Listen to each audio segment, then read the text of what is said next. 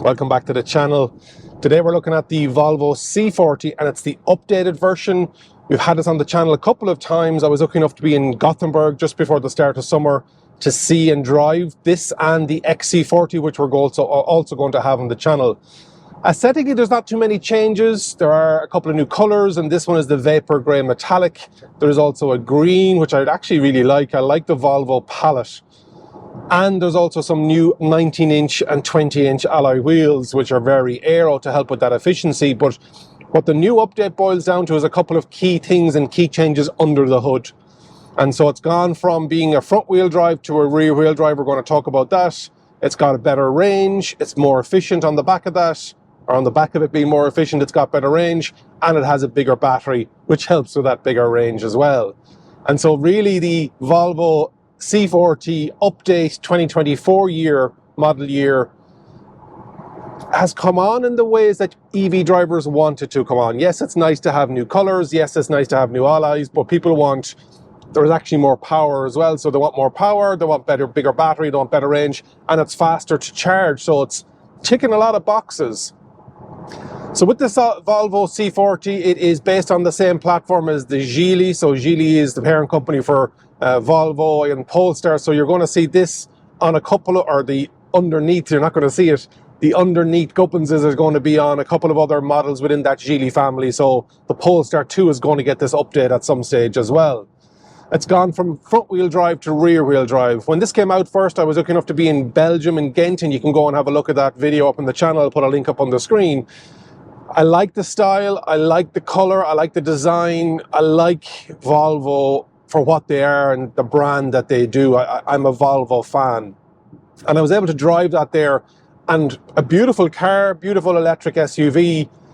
But yeah, that front wheel drive versus that rear wheel drive has made a huge difference, and it's down to just the physics of it. Rear wheel drive cars are better pretty much in every situation because it's pushing rather than pulling, because your steering wheels can focus on just that steering, not steering and propulsion. So this hasn't happened in 25 years. The last time this happened with Volvo was at the 900 series. So it's gone rear wheel drive, number one. Number two, that electric motor has gone up. The e-motor is a more powerful one than the outgoing car. It's a 183 kilowatt motor offering 252 horsepower. That's up from 231. With that e-motor, it's now built in-house and assembled in Sweden and Gothenburg. So the Volvo engineers have gotten the off-the-shelf motor and tinkered with it, made it their own, understand what they need to move weight-wise, shape-wise, aerodynamic-wise, and it's made a difference. So it's more powerful. Then when you look at the charging, and this extended range motor originally would have had 150 kilowatt charging, now has a 200 kilowatt charging peak on that DC charging curve.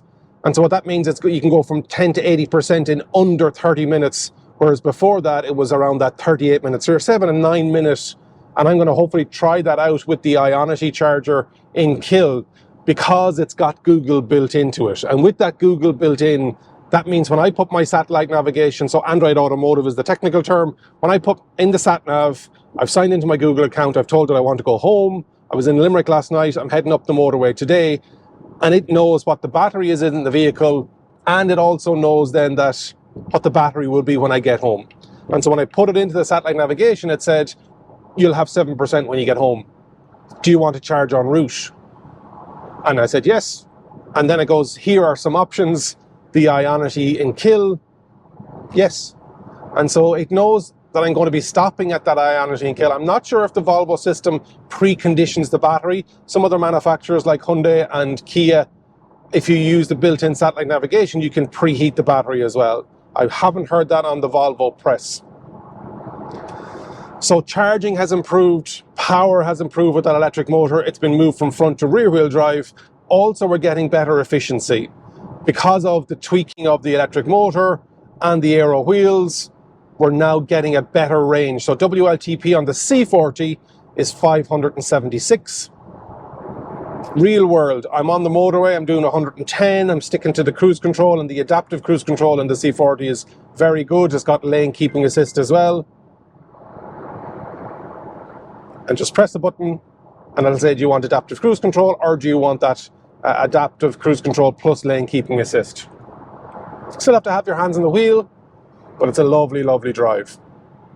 So on the motorway at 110 kilometers an hour, I'm getting about that 21 kilowatt hour per 100 kilometers. And so if you multiply that up to the size of the battery that we have now, so it's gone up to an 82 kilowatt hour battery with 78 of that usable, you're getting an efficiency of around about, on motorway driving at that speed, of around that 400-ish, just under that 400 kilometer range. And then if you start to do more urban driving, you're going to be tipping up near that 500 kilometer range. So yeah, it's plenty range for what people need. It has plenty power for what people need. It has a nicer driving dynamic, because Volvo's originally, and I have a couple of videos on the channel of the XC40 and the C40, and asking, is the single motor enough? Because they do a dual motor, twin performance. And I think it's probably a bit too crazy for a lot of people. I don't think people need it. This has 280 odd horsepower, like loads, absolutely loads. No need for it. Here, after plugging into the Ionity, and you can see we're already gone up to 175, 9, 82, 185, 187. We're at 22% battery, so I don't think we're going to hit the 200, 188. And so it's great to see it. Yeah, I think we're going to sit around that 180. Oh, we're going up even more. Maybe it's warming up the battery a small bit. 190. So yeah, we're going to be complete in... I think the charge complete time is not correct, because it's 11 now. It's not going to take 120 minutes. Yeah, we peaked at 188 there. And so the interior hasn't changed at all. You still have your maps built in, and this I updated the actual software in this one. I had it this week, so now I've got YouTube and we've got Waze, we've got TuneIn Radio and Spotify, range assistant you can see here, and you also have the charge status. I need to actually be in drive first. It's got that nice topographical design that when at nighttime it lights up. It's got the wireless charger. Whoever decided to put the rubber mats in for this weather, excellent choice. And this is your drive mode selector. There isn't an on-off switch. It's in the seat. Park. That's a little... I put the key in there, but that's a little bin. And then you have some more storage down underneath there. So yeah, that seat is set for me. I'm 188 centimeters, 6'2". Let's have a seat in the back. So you can see that transmission tunnel there. So in the back, just about fit in, and then head just about fit in. Yeah, just about. It's got a nice pano sunroof in this trim. There's the... And then we'll have a look at the boot now in a second. You can see down here you've got the heated seats control down there, and you've got your 2 USBs. Yeah, nice fit and finish to it overall. Hasn't changed, as I said. The outside is... Oh, the child lock is on the back. I did this a couple of minutes ago as well. So what I have to do is climb over, unlock it. There we go. These wheels aren't the new ones. They are 255/40/20s, and then they're slightly staggered. You have 235/45/20s on the front.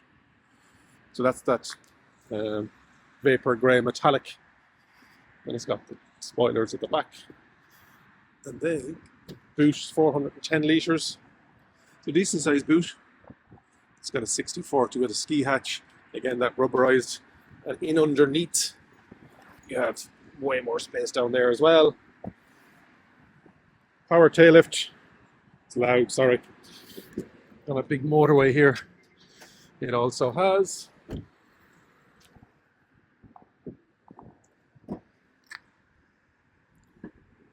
somewhere, oh yeah, has the charging cable in the front.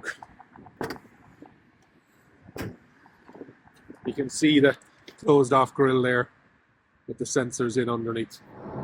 So yeah, I like what they've done with the Volvo C40 update. There is another change that I'm not so sure about.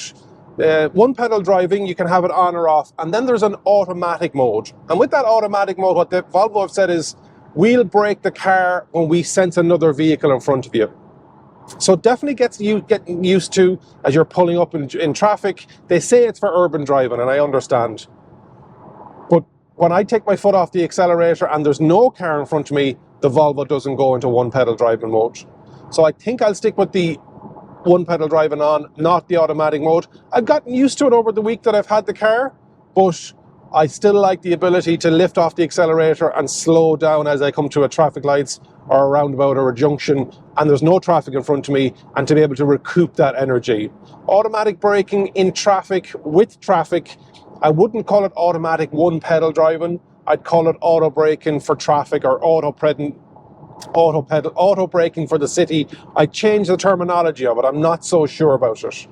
But otherwise, the driver display, the seats, this has heated steering wheel and heated seats, 3-stage. I don't know who goes to level 3. Level 1, and I'm already like, that's enough for heat for me.